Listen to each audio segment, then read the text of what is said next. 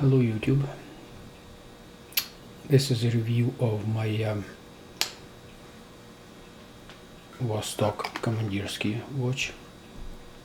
After a couple of weeks of wearing that, this is I'll share with you a few observations and pros and cons and things like this, and a few of the close-up images of this timepiece. Okay, here's how it looks like on my wrist.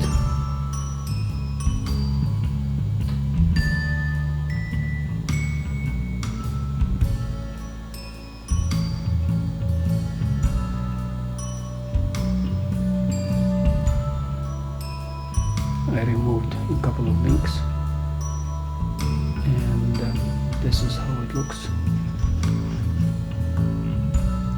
And here's the shot with the NATO strap.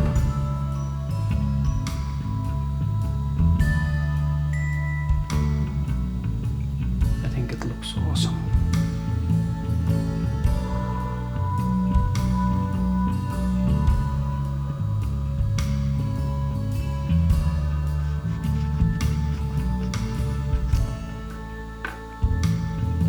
And here's how it looks like on the leather strap.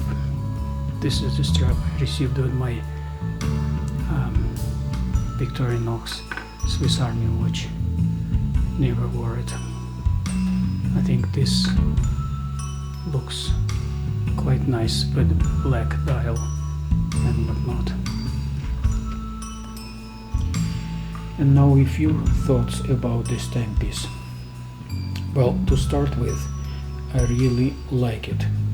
I can tell that honestly, I really do like this watch.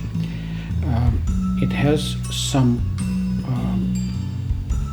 sides of it that could be improved, and the design wise, I mean, look at these edges here, this and these edges of the case. They're extremely sharp. Seriously, they are so sharp.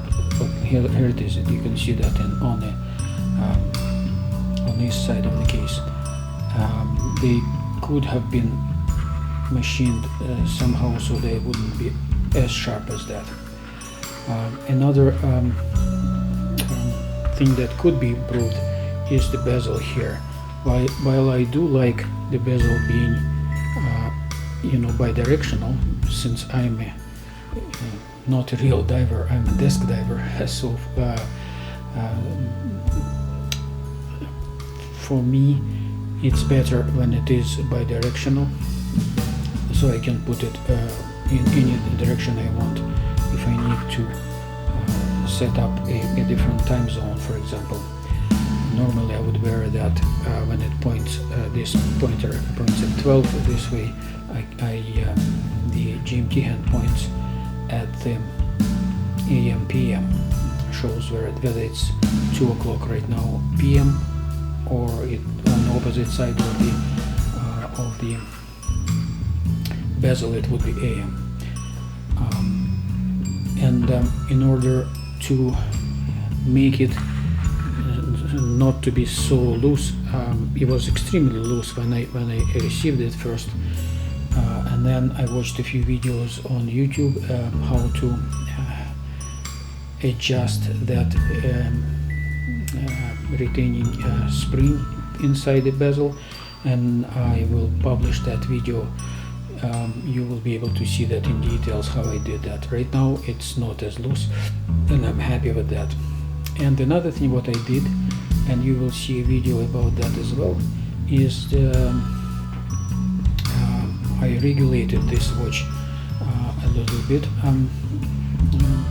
When I received it, it was running plus 40-45 seconds per day, which is normal. The specs for this kind of automatic mechanical watch, in the manual it says that they were expected to run minus 20 plus 60 seconds per day, and in my case it's plus 40, 45. It was within the spec, but I wasn't happy with that, so I opened it up, and again in the video you will see that in details, and I regulated that, moved the regulator there a little bit in a couple of, or even 3 tries, via trial and error, and I adjusted the watch, and now it runs about, depending on whether I vary that or it sits in the watch box, it runs between plus 2 plus 10 seconds per day, which is awesome. I would say extremely awesome, and I'm happy with that. That's basically about it. I put it on this nice leather strap. As you can see, the buckle is signed by Victorinox company logo. I received it with my Swiss Army watch and never wore that. I was always wearing that watch with the metal bracelet, but this strap is very nice, and I decided, and besides this black dial, is complemented by this black strap. Another thing what I do like about this watch is the slightly domed, as you can see here, acrylic crystal, and it gives you a nice distortion. Some people don't like it. I really do enjoy that, and I am happy that it is the way it is. And the last thing I wanted to mention is the fact that even though the watch is literally 42 millimeters in diameter, and was, one would assume that it's quite big from here to here, it's 42 millimeters, but when you wear that on your wrist, it actually wears much smaller than that, and I couldn't figure out what that was. But if you think about this, look at this, it's 42 from here to here. The inside of the bezel from here to here, from inside to inside, it's 32. Can you imagine?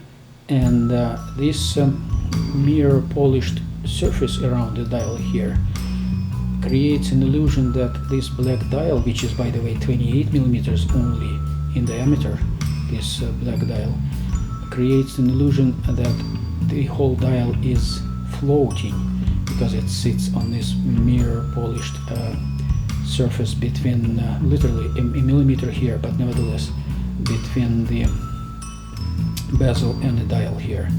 And I do like that as well. When I look at the watch, it doesn't, somehow my mind doesn't register that the watch is 42 millimeters in diameter. It seems to be much smaller than that because of all those details. Okay, and that will be all I wanted to say. If you liked this video, please hit the like button and subscribe to my channel if you haven't done it yet. And right after this, I will offer you a number of close-up slides. Please enjoy, sit back, relax, and enjoy them. Okay, thanks. Goodbye.